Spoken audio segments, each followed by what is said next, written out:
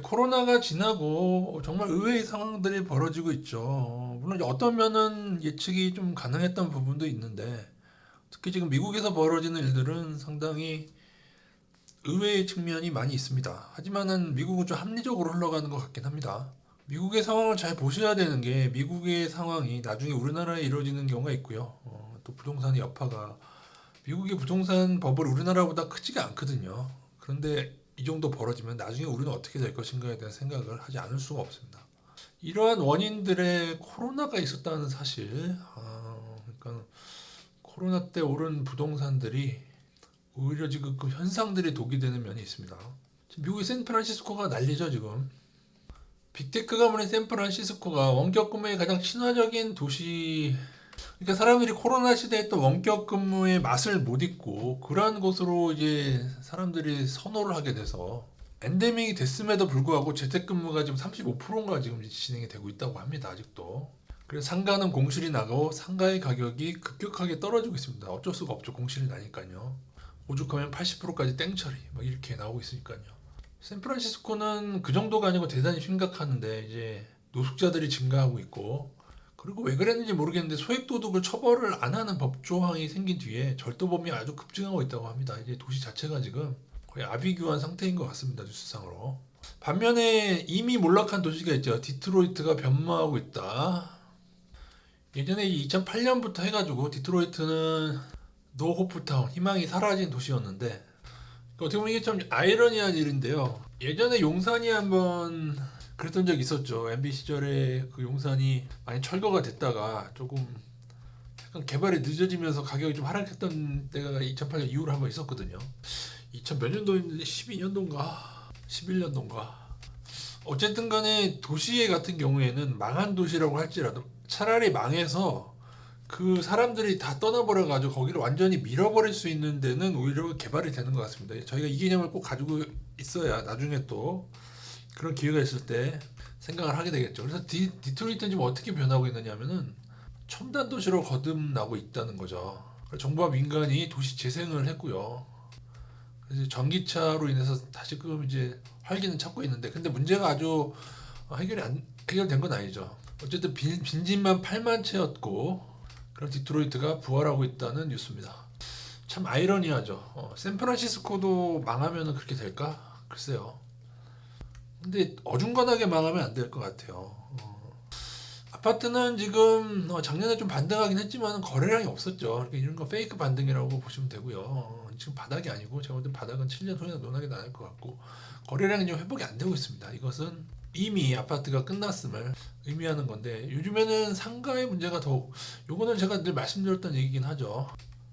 코로나 여파가 이제 때가 되면 자영업자가 이제 그동안 월세라는 기간이 있지 않습니까? 2년의 기간이 있었고 20년부터 2년과 23년까지 자영업자들한테 고스란히 그게 다 전가된 거예요. 왜냐면은 정말 착한 건물주가 너네들 장사 안 되니까는 뭐 계약이 안 끝났어도 보증금하고 줄게, 나가라, 공실로 둘게, 그럴 건물주는 없다는 거죠. 근데 이제 그런 2년 계약들이 이제 끝나가고 공실이 커지는 중이다.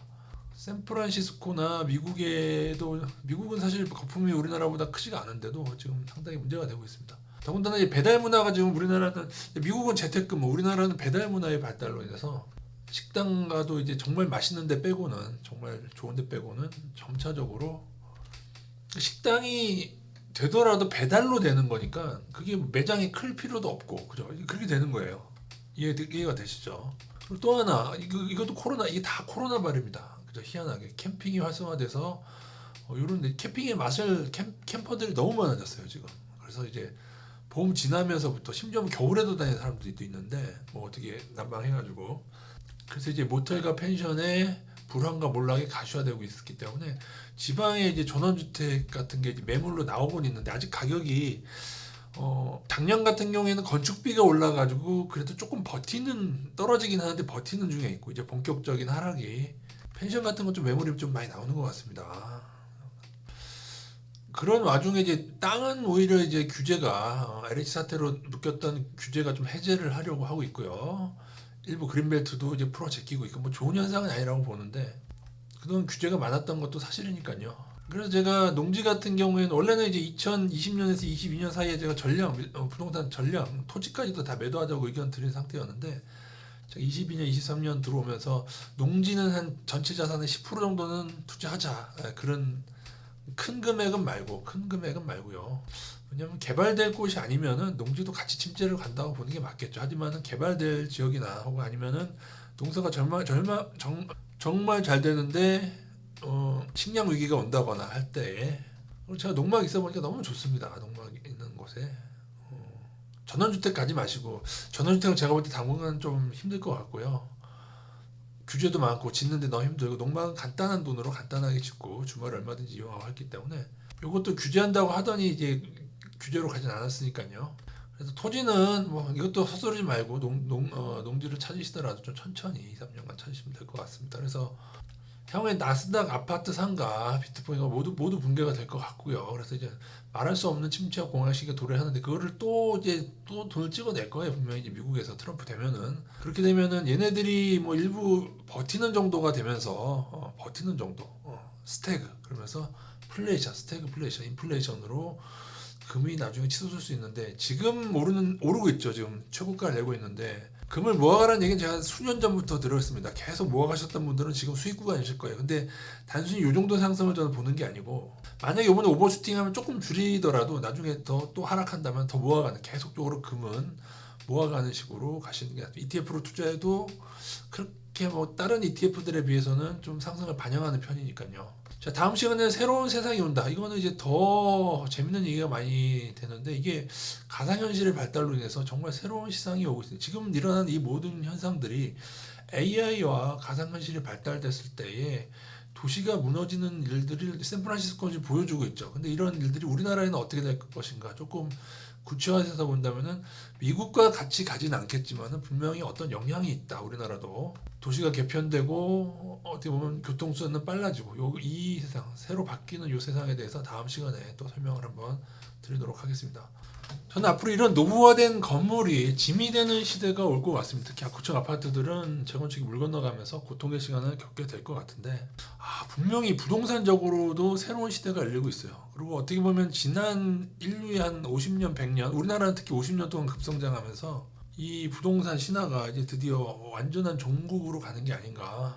그래서 일본도 그 전철을 밟았었지만은 어떠한 품목이든 간에 튤립처럼 너무 과도하게 오른 애들은 긴 기간 고통을 받게 됩니다. 이것은 금리 인하나 어떤 다른 것으로도 해결이 안 되는 경우가 많습니다.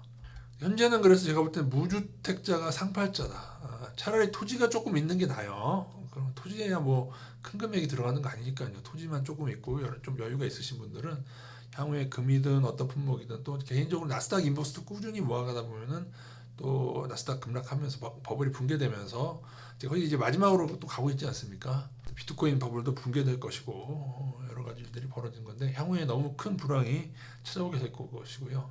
개인적으로 어떻게 보면 향후 10년은 돈을 크게 벌려고 하는 시대라기보다는 내 자산을 지키려는 사람이 살아남는 시대가 될 것 같습니다. 대부분의 욕심을 부리고 오르는 코인이나 막 그런 데 불태우시는 분들은 아마 대공황 때 파산한 사람들처럼 아주 심각한 곤란을 겪게 되지 않을까. 저는 여러 가지 하나여도 문제인데 부동산만이어도 문제인데 좀뭐 나스닥도 그렇고 코인도 그렇고 그 와중에 불황이 너무 심해지고 있지 않습니까? 그죠? 자영업자의 불황 이런 거 어떻게 할 거예요? 이 수많은 빚을 이거 어떻게 할 거예요? 그래서 공황급 충격이 결국에 오게 될 것으로 보고 있습니다.